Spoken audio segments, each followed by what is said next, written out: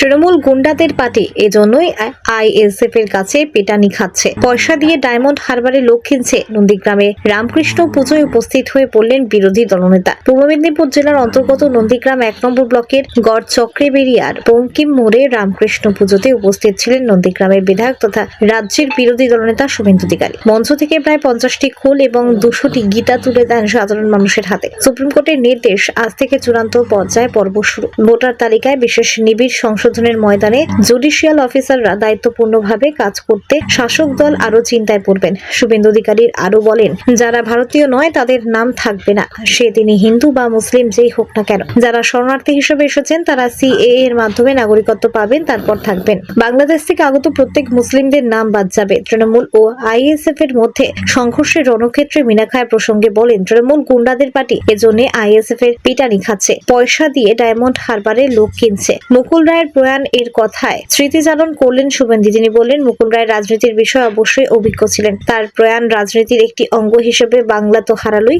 আমি দিনে তার পুত্র ভালোভাবে থাকুক, তার পরিবারের প্রতি আমার সমবেদনা রইল। কারো হাতে হাতুড়ি, রাস্তায় ফেলে মারলো, ঝরল রক্ত।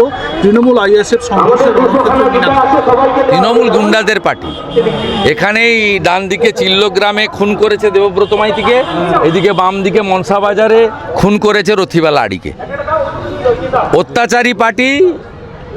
এই দেখুন আব্বাস এর নামে মার্ডার কেস করেছে, সব হাইকোর্ট থেকে বেল হয়েছে, একে জেল খাটিয়েছে, এই মাসুদকে। মোটামুটি তৃণমূল করতে হবে, মুসলমান হলেও তৃণমূল করতে হবে। ওই জন্য আইএসএফ পেটানি খাচ্ছে। এই বর্বর আবর্জনা যদি পশ্চিমবঙ্গে থাকে, ওরা কোনো পার্টিকে রাখবে না। কীরকম কিনছে দেখছেন না, ডায়মন্ড হারবারে কিনছে, কেজি দরে কিনছে। এখানে একজন আমাদের পঞ্চায়েত মেম্বারকে কিনেছে, পয়সা দিয়ে কিনেছে, ওর মধুয়া স্বামী পয়সা দিয়ে কিনেছে। ওগুলো সেগুড়ে বালি, সেগুড়ে শুভেন্দু অধিকারী আছে। এপ্রিল মাসের পরে লাইন দিয়ে তৃণমূলের পঞ্চায়েতদের বিডিও অফিসে আর ডিএম অফিসে গিয়ে রেজিগনেশন করতে হবে, 17 সালে ত্রিপুরার মতো। সরকার বিজেপি করছে, লিখে রাখুন। আর সরকার বিজেপি করার পরে এপ্রিল মাস তো আর 2 মাস, তারপরে দেখবেন পরিষ্কার। আমি আপনাকে বলছি, নন্দীগ্রাম 21 সালে যেটা বুঝেছিল আজকে গোটা বাংলা বুঝছে। গোটা বাংলার লোক বলছে নন্দীগ্রাম ঠিক। এরা তো মুখ্যমন্ত্রীকে ফেলে দিয়ে আমাকে গ্রহণ করেছে। এরা অনেক কিছু পায়নি, পাওয়ার আশাও করে না, কিন্তু শান্তিতে রাখার কাজটা অন্তত আমি করেছি। এই যে খেলা মেলা, নিজেরা চাঁদা তুলে সব মিলিয়ে একটা ধর্মীয় অনুষ্ঠান করছে, প্রসাদ খাচ্ছে, পায়েস খাচ্ছে, পুজো দিচ্ছে, প্রণাম করছে, মাথায় সিঁদুর, নাম হচ্ছে, সংকীর্তন হচ্ছে, ভজন হচ্ছে। এই যে আনন্দের মধ্যে আছে, এইটা হচ্ছে এখানকার বিধায়ক শুভেন্দু অধিকারী আছে বলে।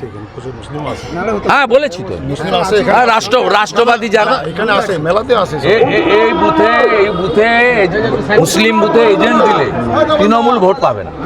গরিব মুসলমানদেরকে ঠকিয়েছে।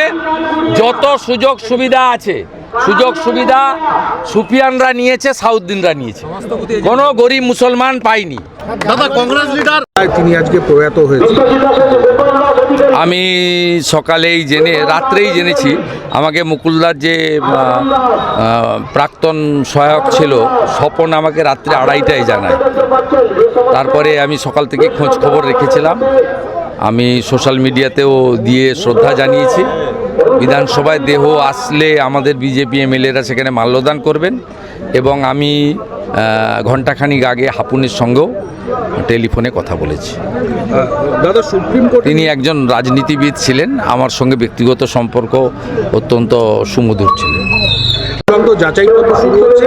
এসআইআর এর ময়দানে জুডিশিয়াল অফিসাররা হাইকোর্টের প্রধান বিচারপতির নেতৃত্বে বৈঠক, মুখ্য সচিব, BJP Kolkata city roll observer.